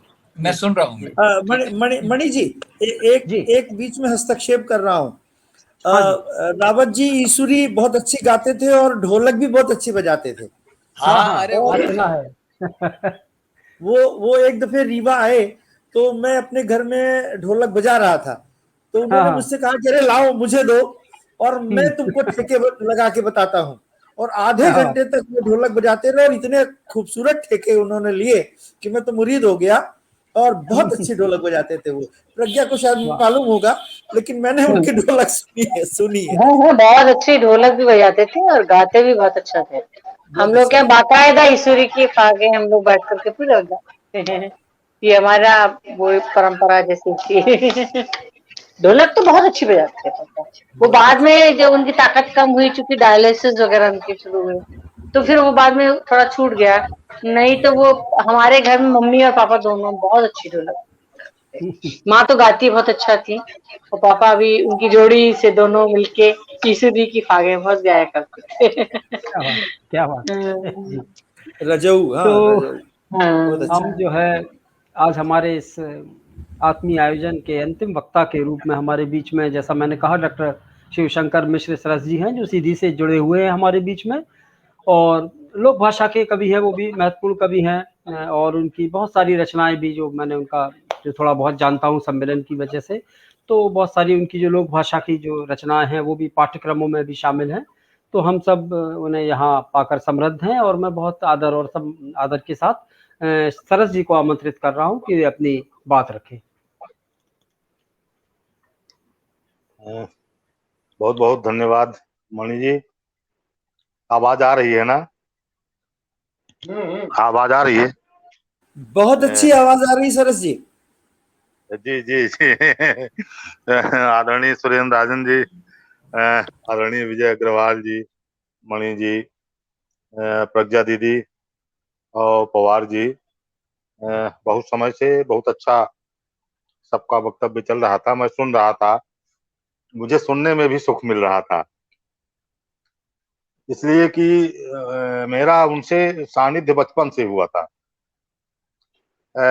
चित्रकूट रचना शिविर जब हुआ था तब मैं विद्यार्थी था और उस रचना शिविर में, वो 9 दिन का था, मैं वहां था और उसी समय दद्दा से, कमला प्रसाद जी से, माया राम जी से सबसे परिचय और भेंट हुई थी। उस दौर में हम लोग जो है तो इतना उस प्रशिक्षण के दौरान इतना नजदीक आ गए थे कि बच्चों की तरह हम लोग उनके पास बैठते, बहुत सारी बातें होती, हम लोगों को खूब समझाते और ये कहते कि अच्छा लिखना। फिर उसके बाद कई एक मुलाकातें हमारी उनकी हुई। गोविंदगढ़ में 7 दिन का कहानी रचना शिविर था और उसमें वो 4 दिन के लिए आए। कमला प्रसाद जी भी थे। मैंने ये महसूस किया कि कमला प्रसाद और भगवत रावत जी दोनों मिलकर लगभग एक ही हैं। सोच, एक दूसरे की सोच शामिल है एक दूसरे में, योजनाएं शामिल हैं और उसी में आदरणीय बाबूजी मायाराम सुरजन जी भी थे। इन तीनों का केवल एक उद्देश्य दिख रहा था उस समय हम लोगों के भीतर कि ये आने वाली पीढ़ी को साहित्य के क्षेत्र में, कविता के क्षेत्र में, कहानी के क्षेत्र में अच्छा देखना चाहते हैं। लगाव बहुत था, प्रेम बहुत करते थे उन तमाम आने वाली पीढ़ी से जो हम लोग सब लोग थे उसमें। तो गोविंदगढ़ में मैं संयोजक ही था उस 7 दिन का जो शिविर था। तो उस समय उसके बाद प्रशिक्षण के बाद शाम को जब हम लोग बैठते तो अनेक संस्मरण उनके होते, कविताएं भी होती, मैं भी कविता सुनाता। उस समय मेरी कविताएं बाल कविताएं सी थी। तो हम लोग बहुत मन से और कमला प्रसाद जी से तो हम लोग थोड़ा बहुत संकोच कर लेते थे, लेकिन दद्दा से संकोच नहीं होता था। और जिस तरह अपना कोई घरेलू अभिभावक होता है, उसी तरह साहित्यिक अभिभावक के रूप में दद्दा हम लोगों के लिए रहे। कमला प्रसाद जी भी रहे और मायाराम सुरजन जी भी रहे। और इन्हीं लोगों के बीच में बार-बार मुलाकात से हम लोग बहुत कुछ सीखे। कविता के तत्व क्या है, कविता कैसा लिखें। हम तो लोक कविता लिखते रहे शुरू से ही। तो बघेली को उन्होंने बहुत कुछ समझाया मुझे कि लोक कैसे पकड़ा जाता है, लोक तत्वों को कैसे कविता में शामिल किया जाता है, कहानी लिखोगे तो कैसे पकड़ोगे लोक को। तो जिस तरह उन्होंने लोक को समझाया और लोक के बारे में काम करने के लिए जिस तरह उन्होंने मार्गदर्शन दिया, तो मुझे तो हमेशा लगता था कि ये लोक में ही इनकी रचे बसे हैं। और भगवत दत्ता का साहित्य पूरा आत्मा की आवाज है, उसमें पूरी तरह से लोक संपदा सुरक्षित है। फिर वो जब साहित्य अकादमी में गए, डायरेक्टर हुए, तो साहित्य अकादमी में हम पाठक मंच हमें उन्होंने कहा कि अब चलाओ इसको। तो पाठक मंच चलाते समय बहुत सी मुलाकातें हुई उस बीच में। भोपाल जब भी जाना होता था, तब भी जो है हम लोग और बहुत सारे आयोजन हुए जिसमें न जाने कितनी कविताएं सुनने को मिली उनसे।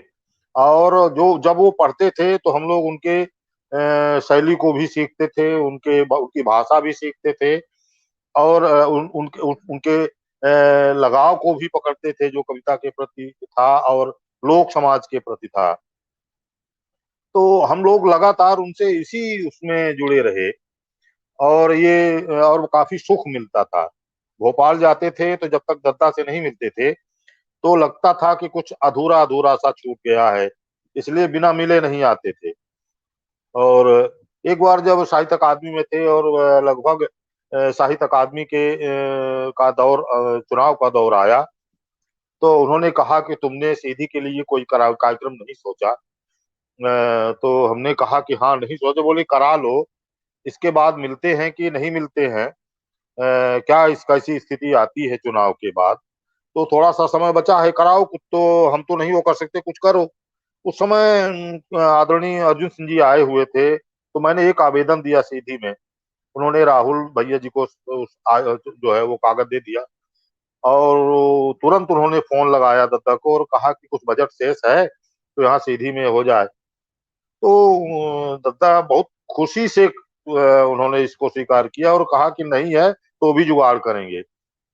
और इस तरह एक बड़ा कार्यक्रम सीधी में हुआ और आदरणीय अर्जुन सिंह जी उस कार्यक्रम के लिए दिल्ली से केवल उस कार्यक्रम के लिए आए और उस कार्यक्रम के बाद वो चले भी गए। और कार्यक्रम सफल होने के बाद हमने उनके चेहरे पर ये खुशी देखी कि हमने एक पीढ़ी तैयार कर ली है, हमने युवा लोगों को तैयार कर लिया है। अब हमारी जो आगे की कविता है या जो आगे का साहित्य है, चाहे वो लोक साहित्य हो, चाहे वो हिंदी का साहित्य हो, वो ठीक से चलेगा, वो पीढ़ी तैयार है और समृद्ध परंपरा बनी रहेगी। और फिर यहाँ से हमारे घर आए, 3 दिन वो कार्यक्रम चला, तो हमारे घर 2 दिन आए वो। तो मुझको इसका भी लाभ मिला और मुझे कभी नहीं लगा कि ये हमारे अभिभावक नहीं हैं। फिर और सारी मुलाकातें हुई हमारे उनके बीच में और पाठक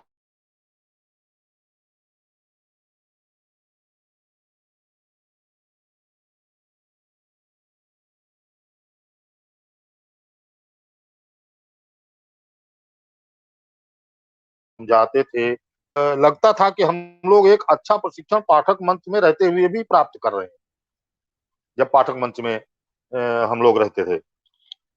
और तब का पाठक मंच का कार्यक्रम भी एक बड़ा कार्यक्रम साहित्य का हुआ करता था, तो काफी सानिध्य मिला। और बहादुर सिंह परमार जब भी भोपाल में मिल जाते तो हम लोगों का पहला कार्यक्रम, हम लोग कभी कभी ट्रेन में एक साथ उतरते, उधर से रेवांचल से हम जाते, उधर से बहादुर सिंह जी आते, रेलवे स्टेशन में हबीबगंज में मिलते, लेकिन पहला कार्यक्रम तय होता कि दद्दा से मिलना है। तो इस तरह हम लोग उनके स्नेह के और उनके वात्सल्य के अधिकारी रहे, और उनके न रहने से हम लोग बहुत महसूस किए, बहुत खाली खालीपन सा लगा। लेकिन प्रज्ञा दीदी मिलती रहती हैं, कहीं कहीं भेंट होती रहती है, तो ऐसा कुछ नहीं लगा कि घर छूट गया है। जैसा राजन जी कह रहे थे कि कुछ महसूस नहीं हुआ। बहुत अच्छा लगा राजन जी से को भी देखकर। छतरपुर के बसारी में हम उनसे मिले थे जब कार्यक्रम था, तो हमने उन्हें बहुत सक्रिय देखा, कैमरा लेकर के वो घूमते रहते थे कहीं न कहीं। तो उनको भी फिर से देखना बहुत सुखद है। और दद्दा पर कार्यक्रम हुआ। एक हमको लगता है कि एक लम्ही का एक अंक आदरणीय विजय अग्रवाल जी ने दद्दा पर निकाला था, और वो मुझे दिया था उनने। तो वो काफी समृद्ध अंक है, और वहां भी भेंट होती रहती थी। भोपाल में विजय अग्रवाल जी का रहना, अ, दद्दा जी से मुलाकातें वहां भी होते रहना, तो बहुत सारी मुलाकातों ने हम लोगों का को रास्ता दिखाया है। वो हम लोगों को मार्गदर्शन करते रहते थे, हम लोगों का प्रशिक्षण करते रहते थे। क्या लिखे हो, कैसे सुनते रहते थे, मुझे तो खूब सुनते भी थे। जब मिलता था सुनाओ अपनी बघेली, और मैं सुनाता रहता था उनको, और उनको सुनाने से बहुत बोध होता था और बहुत सुख मिलता था। तो उन्हें मैं विनम्र श्रद्धांजलि देता हूँ। उनसे बहुत कुछ सीखा है जो हमेशा मेरे भीतर रहेगा। 13 सितंबर बहुत पहले से याद आने लगती है उनकी, और ये तारीख भूलती नहीं है, न कभी भूलेगी। और उन पर इस तरह का आयोजन होता रहे। उनकी तो कई एक किताबें पढ़ने को, लेकिन हम लोग जो सच पूछो तो जो उनका संग्रह है उसमें से हमने उनके घर देखे और सुनो हीरा मन, ये कविताएं रट सी गई थी हम लोगों को। और जहां भी वो सुनाते थे इन कविताओं को जरूर सुनाते थे। और कई लोग होते थे जो इन कविताओं पर बात करते थे। आज पवार जी ने भी काफी लंबी बात की, और काफी अच्छे से तमाम कविताओं को और उनके लोक तत्वों को उन्होंने रखा, तो बहुत अच्छा लगा। मैं प्रज्ञा दीदी को प्रणाम करता हूँ। आप सब लोग जो भी हैं यहाँ, सबको प्रणाम करता हूँ कि इस हमें भी अवसर मिला दद्दा के बारे में थोड़ा बहुत श्रद्धांजलि स्वरूप कहने का। बहुत बहुत धन्यवाद। जी, बहुत आभार और शुक्रिया आदरणीय सरस जी, आपने अपनी आत्मीय स्मृतियाँ हम लोगों के साथ यहाँ इस महत्वपूर्ण और आत्मीय आयोजन में साझा की। बहुत अच्छा आयोजन आज का ये रहा है, और मैं आदरणीय भगवत जी की ही कविता की 4 पंक्तियों के साथ माइक फिर पुनः प्रज्ञा जी की ओर बढ़ाता हूँ आभार व्यक्त करने के लिए। लेकिन उसके पहले मैं एक 4 पंक्तियाँ पढ़ना चाहूँगा आदरणीय दद्दा की, कि दुनिया का सबसे कठिन काम है जीना, दुनिया का सबसे कठिन काम है जीना, और उससे भी कठिन उसे शब्दों के अर्थ की तरह रच कर दिखा पाना, और उससे भी कठिन उसे शब्द के अर्थ की तरह रचकर दिखा पाना। जो रचता है वह मारा नहीं जा सकता, जो रचता है वह मारा नहीं जा सकता, जो मारता है उसे सबसे पहले खुद मरना पड़ता है, जो मारता है उसे सबसे पहले खुद मरना पड़ता है।